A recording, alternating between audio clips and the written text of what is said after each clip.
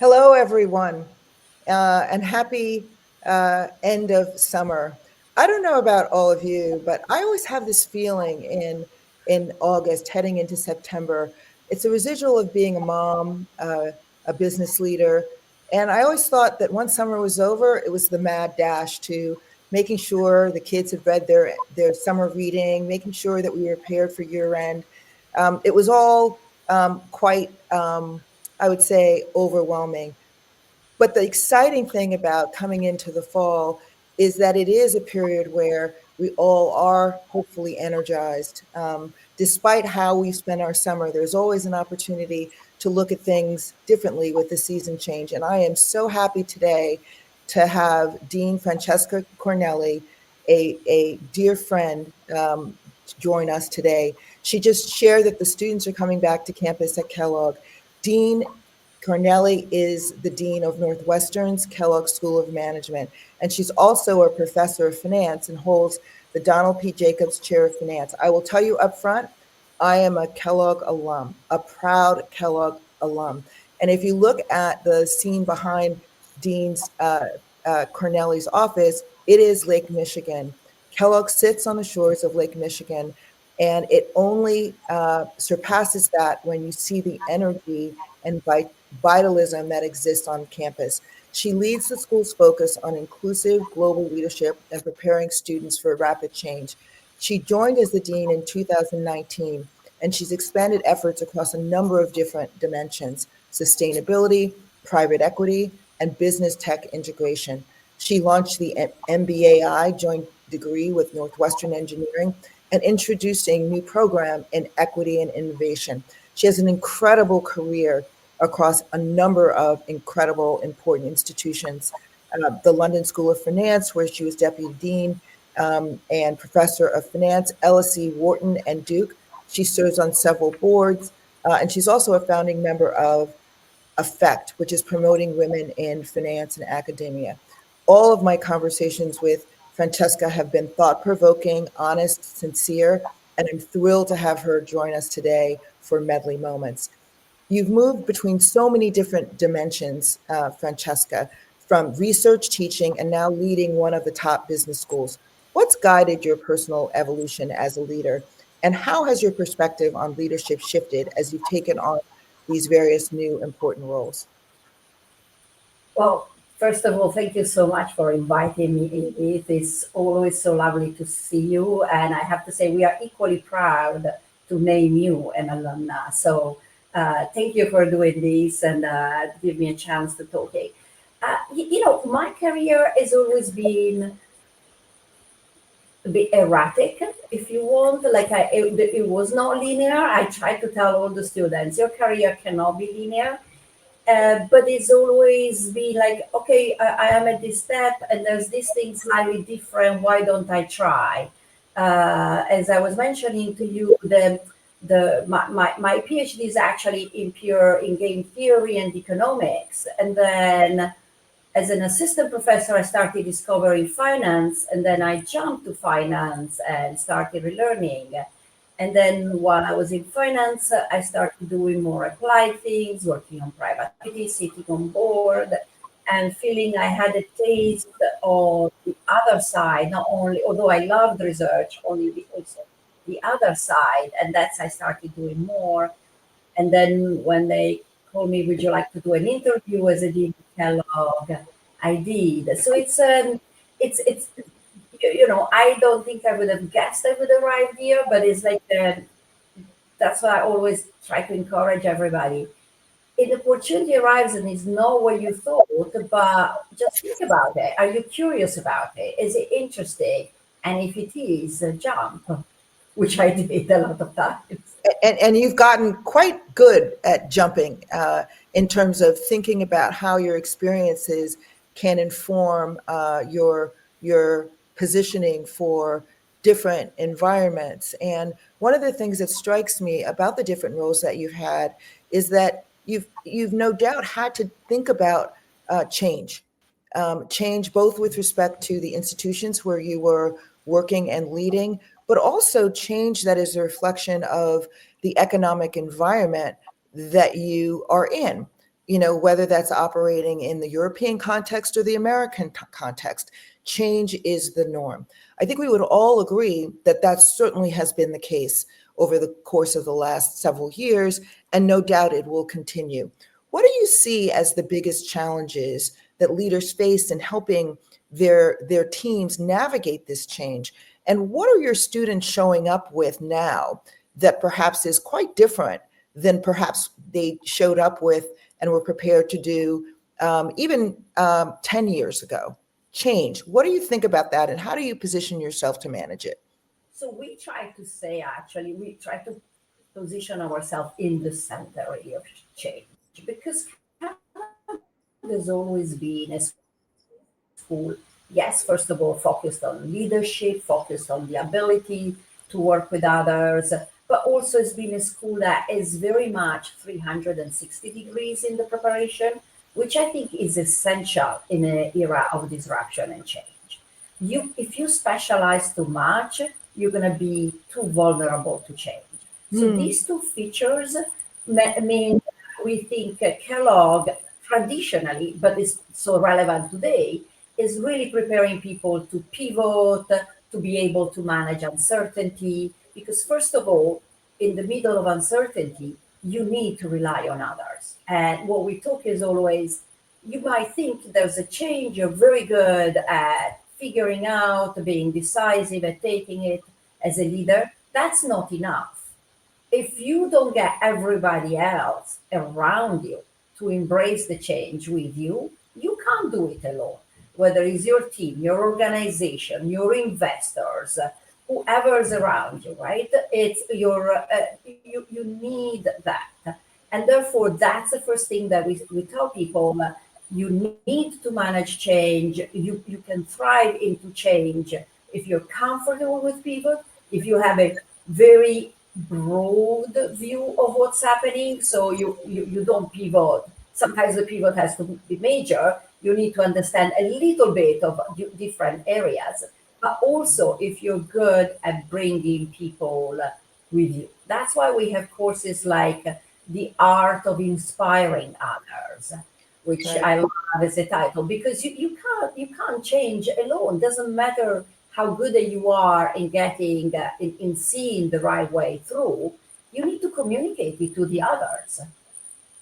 I totally agree with what you're saying, that you have to leave yourself open to the concept of being that uncomfortable um, person, not knowing where the other person is coming from, whether their perspective is the same or different than yours, and really look at it as an opportunity to explore and learn. And of course, Kellogg is a bastion of that, the good fortune that all of your students have to learn. One of the things that strikes me when I visited the campus is that the whole architecture of the campus now is a center of open conversation and dialogue. And you just shared something about what your new students go through called Quest. And I think it really is super interesting because it gives people the opportunity to show up as individuals without all the armor of where they from, what schools they went to, what jobs they had. Could you share a little bit about that and why that's important to the Kellogg experience? Quest at Kellogg.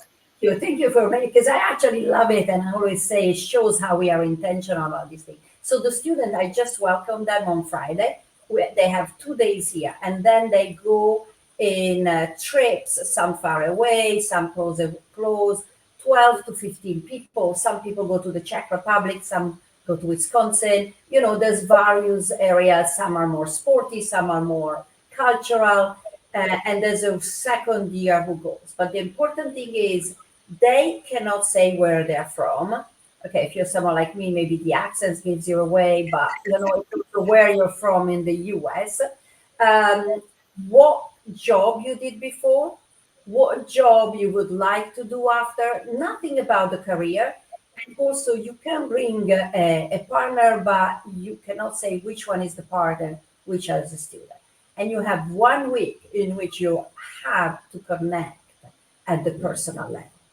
And at the very end of the week, you have the big reveal where people say where they're from, who they are, what they did, and everybody had tried to guess before. And to me, it's really setting the stage for the 2 years about it's not about, don't go down and talking about the usual things. This is the job I want.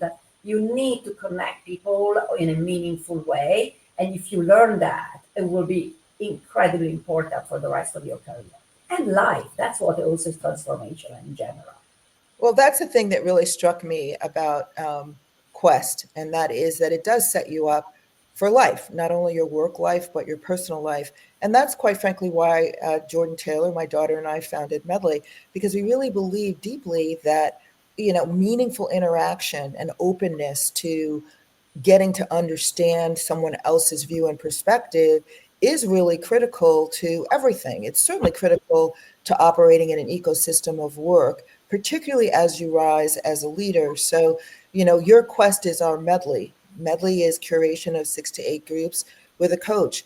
Your Medleys are students with a second year who's a little further along, clearly, but helping to facilitate that connection and dialogue. So I think it's a wonderful, wonderful idea. Tell me a little bit about what's out there now for your students with respect to the economic environment and work. And what are the things that you're thinking about as the dean of Kellogg in terms of shifts or changes in the way that you're preparing your students? And what would you like folks that are hiring your students to think more aggressively about? What are the big ideas on both sides?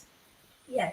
So first of all, a big change relatively to the past is only half of the class would go now for the more traditional jobs like the consulting, the big tech company, investment banking, also consumer product group.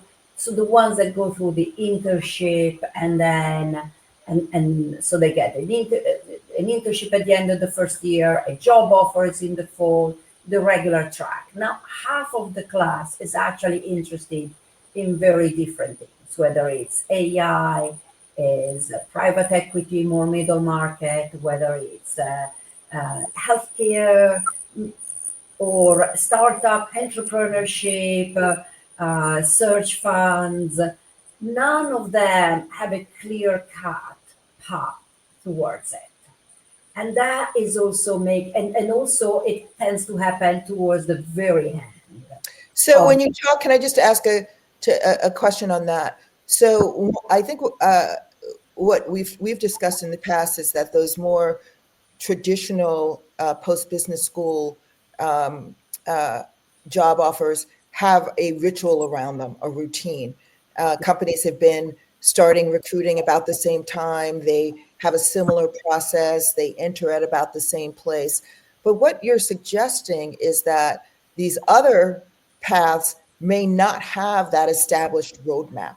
Is that what I'm hearing? Absolutely, because this other employer may not hire every and is not that many every year, and they will know in advance that they need a person, 1 year from now. It's much more determined by the needs and what skills.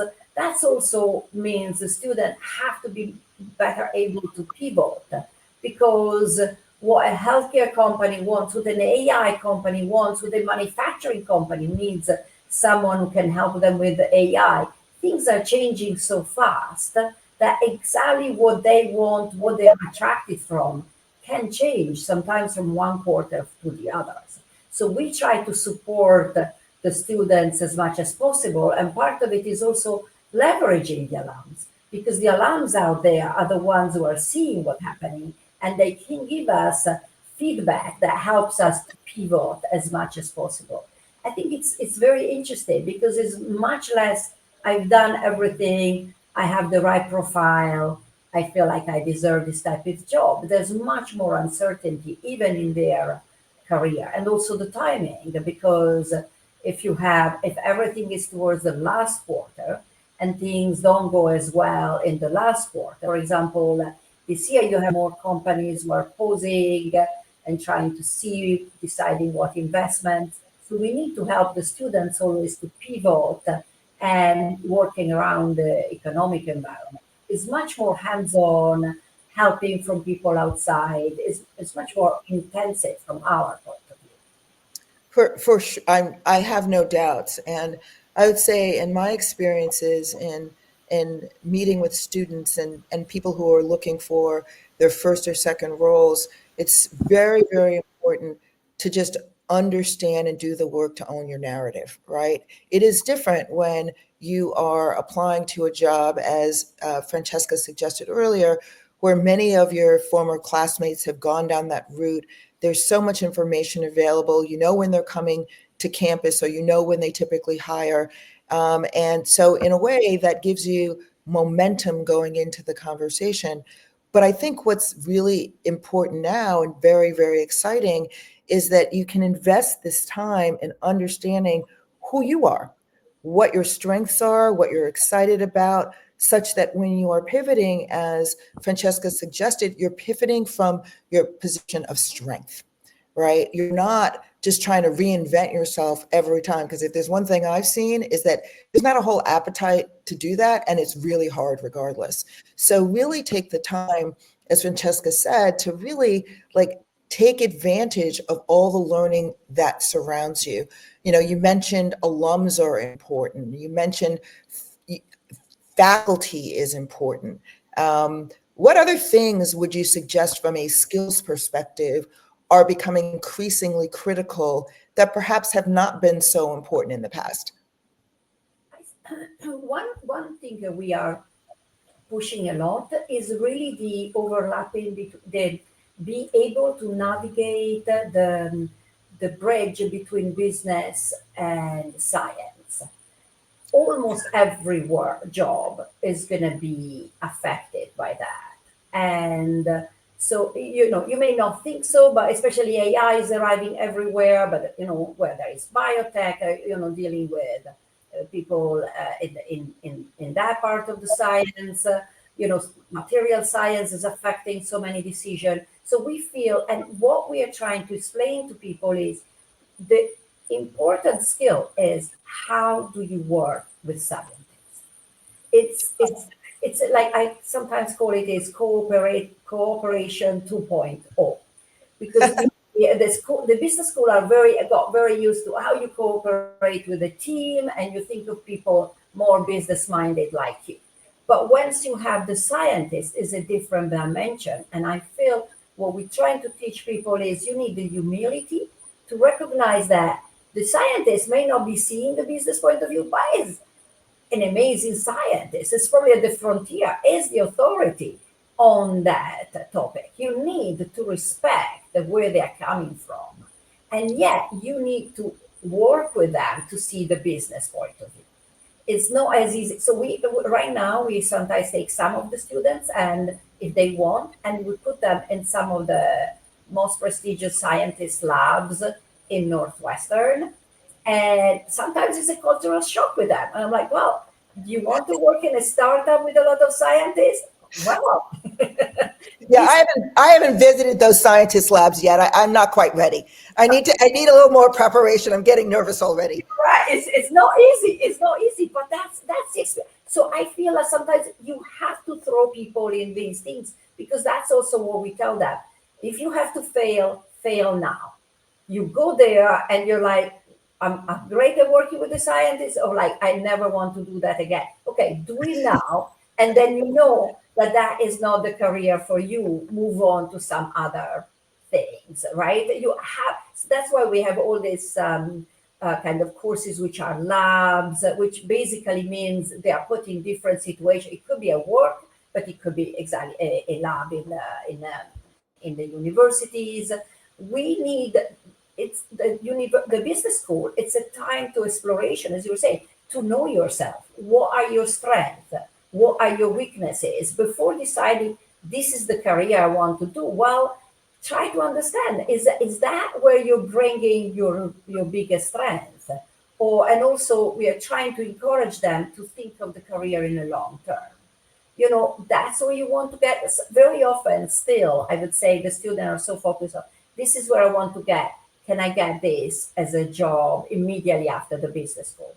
And we tell them, yes, you can, but actually for your success in your long run, if you're willing to work on it, maybe this is the path.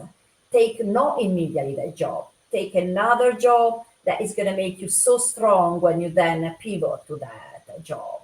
And some people do understand it and they actually do it. Because, career life expectancy is becoming longer and longer. I do not think the students will retire at 65 unless they want absolutely to retire at 65. There's time for planning careers through still acquiring skills, still experimenting, even the entrepreneurship, right? I feel it's a generational interest in entrepreneurship, but it's also the awareness that you can try and then decide, no, I'd rather go back in a big corporation. You can experiment. There is time in your career life to experiment. There's so many things that you've said that are important to drill down on. First of all, that experimentation and exploration is key. Uh, Whether you are on a very clear path to get a certain role now or not, even in the standard, what you view as the path that you are committed to, there's got to be opportunities for you to get outside of your comfort zone, because that is what change uh, means. It means looking around the corner to see what turns might be there that you might not have anticipated. The other thing that you said, which I think is very important, that I've experienced personally, is that it's not just about one set of skills.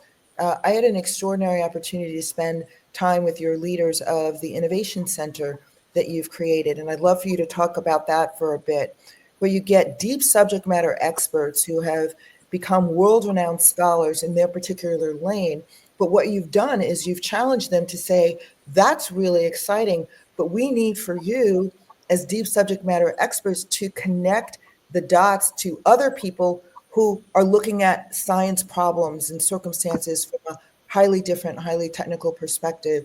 And then the thing that I would also say, and someone shared this in the chat, is that the way that you show up as a human is going to be a constant regardless of the path that you take. You will at some point be required to engage with another human being. Right now, people are thinking that chat bots are actually engaging with other human beings. That's perhaps another conversation for down the road. But there will be a point where these human skills, these critical business skills, will connect the dots. So how have you worked with your faculty to open up their aperture of the potential for connecting with other deep subject matter experts in their arena? We try to facilitate as much as possible, and in that sense, is actually Northwestern is a very collaborative environment.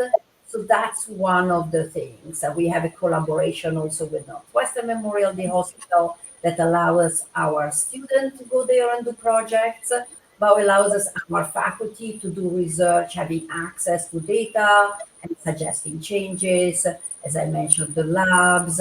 We are trying to work with others as much as possible, because that is what I feel is the future. I always think, and that's why, thank you for mentioning the Innovation Institute. I always thought that the business school can be a gateway to the university. It's the, as you were saying, for you to go straight to a scientist and talk and how to use that for your business, maybe one step too much. We can facilitate that. And also, I think it's a gateway these days both ways, is getting people from outside to learn more about all the innovation and it's happening, but it's also happening, helping people inside to learn what's the demand outside, what are companies looking for, what are their needs, because very often scientists do a research in one direction because they think that's what people need, but they don't really know. And the Innovation Institute is one attempt of that. We have some amazing faculty. One is the economist, one is actually the PhDs in physics. So it brings that point of view. And what they did, they collected from top 30 university in the US. They're collecting more. I think they might want to go global. And they have any patent that was ever signed, any paper, any citation, anything about innovation papers that were written in these universities, and they track how long and what is the path to commercialization and what helps versus others, like which would help a lot, right? If we want to help basic research and understand how this basic research eventually hit, what does it help and what kind of network? So bring it together, and they're even able. It's really a focus on AI, right? Because it's this big data set that now can connect all the dots, and in some cases they've been able to identify a paper. In one case, from one of our most prestigious faculty in chemistry, and connect it to a startup in Germany, telling this faculty, we believe that your paper is actually very useful to what that startup is doing.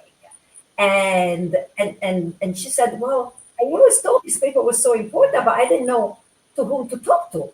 And I think if business school can do more of that and facilitate innovation, and also helps us all, how do we get more innovative?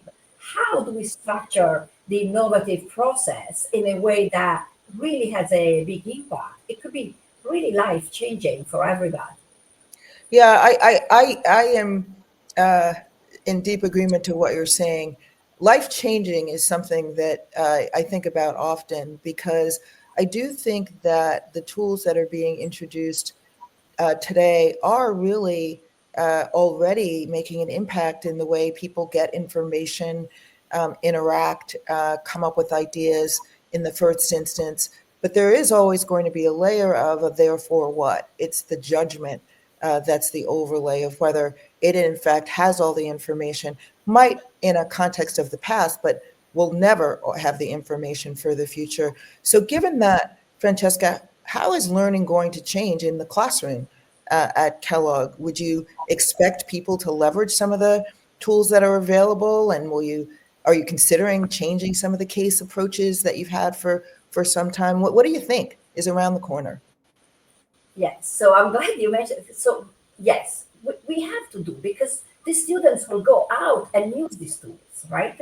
So we need to use these tools in a new ways. And I actually am impressed on how creative the faculty is. I have to tell you, so let me give you two stories. One faculty created a virtual TA to his class, and this virtual TA is a chat box, totally trained on his notes, lectures, past exams, so nothing outside. So the students would get the answers exactly to that. And now everybody, a lot of the other faculty are following him, because the effect, he teaches operations, so quite a technical and dry subject.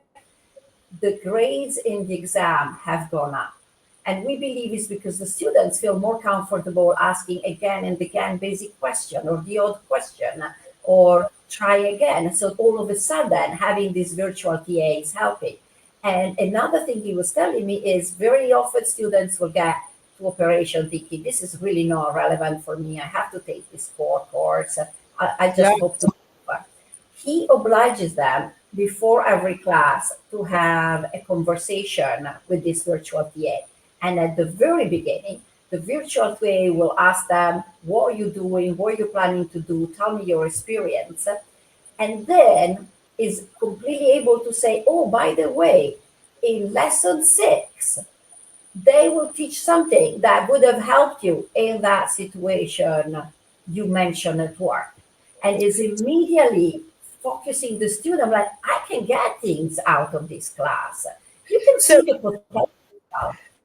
that's pretty incredible. So, unfortunately, I think we're going to run out of time. So, here's the question: does professor still need to be involved at all? If the TA chatbot tool is doing a wonderful job, how does the professor's role change? I would imagine there's more time for dialogue and conversation. Tell us what happens there. I think you still need the human part, right? Because that's what I'm saying. The chat GPT does the question and so on. You still need a faculty who brings them people in, answer Let me actually, it gives me a chance to say, why do I feel we need often research people teaching, right, versus someone?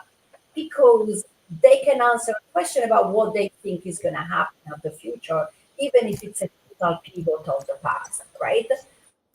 I strongly believe, right, especially top business schools still need a faculty in the room that can say, you know what, that's a good point, but let me tell you what I think will happen. And it's a wild bad, but I want you to think about it, right? We still need that, but it's the combination. So I think the AI part can take away from the faculty the most repetitive part, the part that almost everybody could do.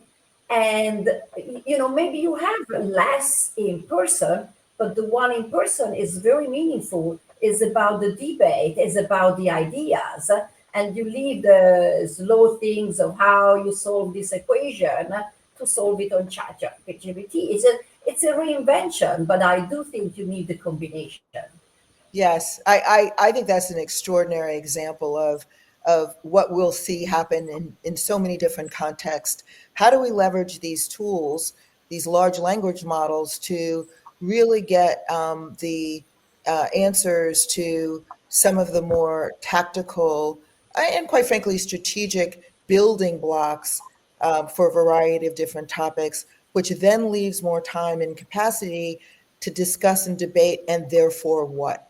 It's the therefore what that is in our hands. It's the given where we've been, given what has been generated, which is, I have to be honest, there are times where Where it's really it's really expensive, the aggregation of information, but there's always answers that remain. And what will happen if? How do we proceed? And that involves human interaction, conversation. And that's why important institutions like Kellogg are so important. Conveners of various types of genius who really are investing in the experience of learning in a very profound and important way. Dean Cornelli, Francesca, I can't thank you enough for joining me in this conversation. As is the norm, I am walking away with things to think about, and I look forward to visiting the Global Hub in Evanston again very soon. Enjoy, everyone, the final days of the summer, and we look forward to our next conversation on Medley Moments. Take care, and thank you, Francesca. Thank you for inviting me. Thank you.